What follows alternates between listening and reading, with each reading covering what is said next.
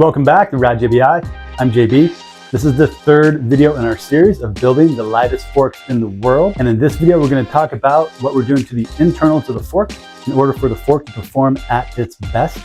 So stay tuned. We're going to break down exactly what we did, why we did it, and what we should expect as a rider when we take these forks out for their first drive. So for the first two videos, we talked about the fork tubes, have been the main highlight of it, the titanium ones. The second video, we talked about the aesthetic that we're doing with them.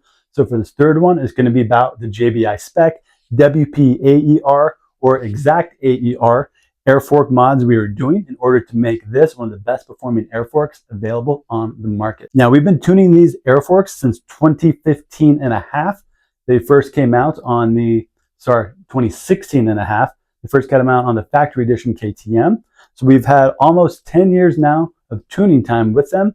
And I'm really proud with the parts and settings that we've been able to develop over this time.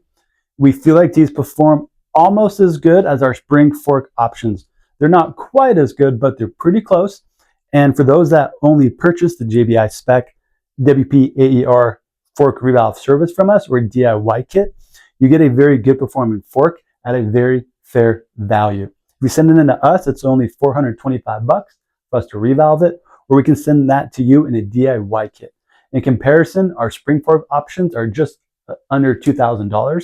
So those are quite a bit more. Granted, you get a lot more hardware and components involved with those setups as well, because you're changing out a lot more. So now let's dive into exactly what we did, why we did it, and how that's going to affect the fork in terms of the damping that it creates when we ride it and what type of feel we're going to get as we ride the bike.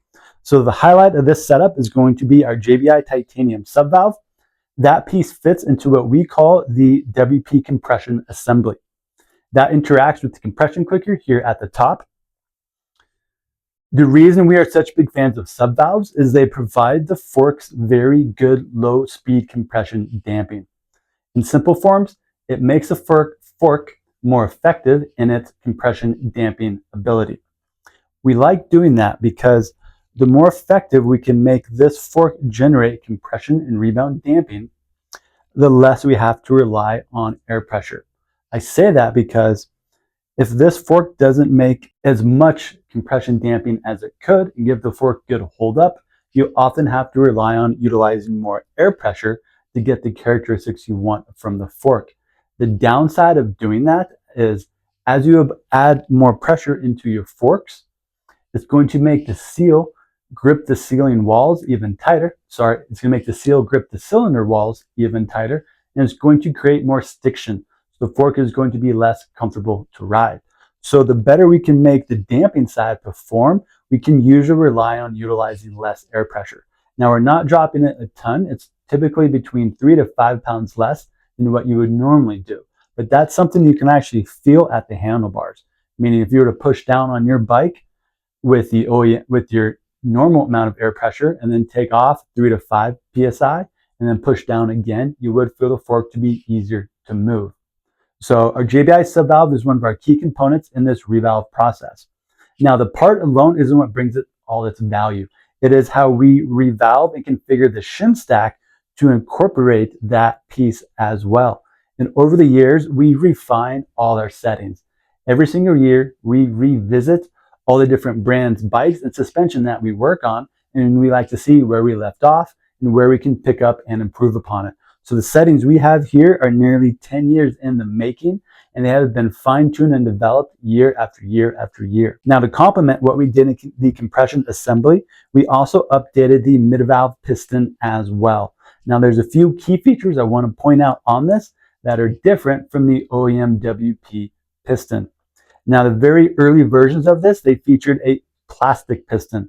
We didn't really have any issues with it being that material. What I did not care for was that the piston did not have, I'm really nuts, I did my P's in this video. The piston did not have a bleed hole inside of it, which tends to be a very common feature for the majority of other style forks. So what I was originally doing a long time ago was drilling a bleed hole into those pistons, and then I was able to valve it more in a traditional valving way. Now, right now, I'm referencing the very early forks. So let's say 2016 and a half, 2017, 2018. Later on, WP did update their piston to be the standard steel piston.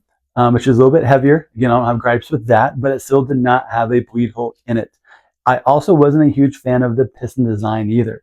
What we have here is a very similar piston design as you would find in a KYB PSF air fork. That is KYB's version of an air fork. It is now their kit air fork. And what's inside of there is a very similar piston diameter, so meaning the size of it, as what you would find in here. So I made some minor revisions and modifications in order for it to properly fit in this WP fork, and also a few revisions based on just my own experience of working with that fork, and also how it would apply to this fork. So that's the style of piston that we're using. Think of it as a KYB A-kit piston. It is made out of aluminum, so it is much lighter than the stock steel one that it replaced for this newer 2024 WP AER fork. And the style of mid-valve compression valving we have in here is what's called a leaf spring. Now, WP did adopt this design as well, I think in 2020 or maybe 2021. Let me know in the comments if I'm incorrect about that. So I applaud them for doing that. That is something we started doing much before them. And I think some of you guys even watch our videos. So, hey, how you doing? Just up the road. Anyhow, what's unique about ours is two-stage. So it allows us to build two different spring rates for our leaf spring design. Now, I like this a lot because we can't always incorporate this design into other forks. If you watch our other videos, you'll see that we do the leaf spring design in pretty much all the other style forks, but it is a single leaf spring. That's because we don't have the room to utilize two. In this case, we do have the room, and here's why it's cool, is we can utilize one side of it, or one of the springs, to be the shim preload. So that means that's the spring rate that is keeping these shims clamped against our red piston. So by clamped, I mean sealed.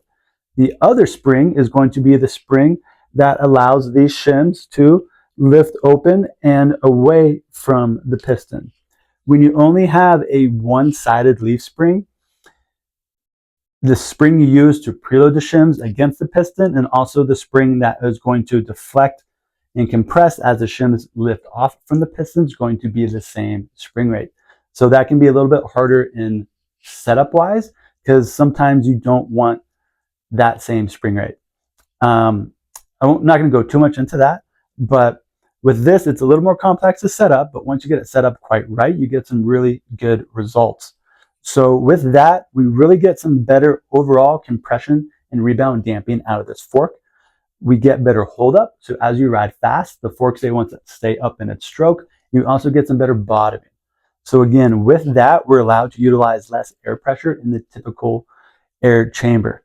Again, usually it's in the range of about 3 to 5 psi. So now that we've broken down what we did, if you want to see some more images of this, check out ridejbi.com. We have great product pages in our JBI services category, and also our DIY kit category, which have very up-close pictures and images of these products. And then in the product description below, we go into more detail of exactly how they work. So now that we've covered that, let's start assembling this WP damping cartridge with our JBI Spec forks and finish completing our, I think we're going to call this the Iron Man build fork. So that way in the next video, you can see us actually riding these forks in action.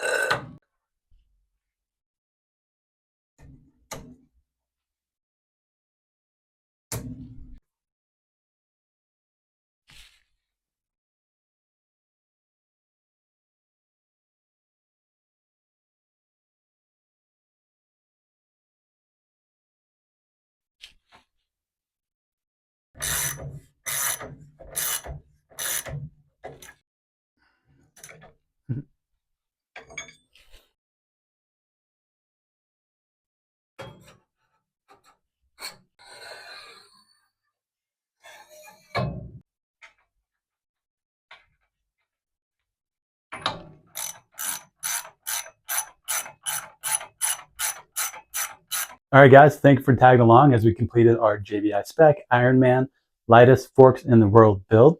The last thing we have to do before we take these on a ride is weigh these on the scale, compare the weight to what the OEM forks were to now the forks that we have built. Now, as a reminder, we weighed the OEM forks without oil inside of them because depending on the model bike that you have, if you're to do your own comparison, the volume in there is going to vary just a little bit. So we figured to weigh these empty of oil in the outer chamber, oil is still on the inner cartridge chamber of it. So that way it's an apples to apples comparison.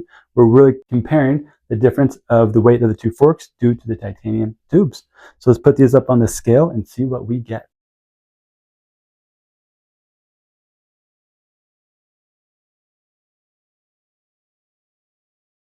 All right, guys, so we got these forks built. We got them weighed. We got them revalved to our JBI WP Air Fork spec. So now we have the lightest forks in the world and probably the best performing air forks in the world as well, due to our hard work of development and tuning of almost the past 10 years. So now we're gonna go take this out to the track and go ride them. But what I'm most excited about is getting a well-known test rider to take these for a spin. Probably, I'm thinking on a very lightweight two-stroke. So we can get a bike that's already light and make it even lighter and get their feedback on these forks as well.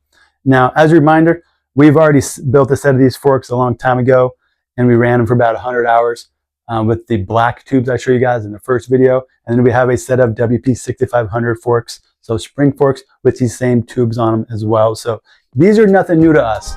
We've been riding on them for a long time, but they are understandably new to you.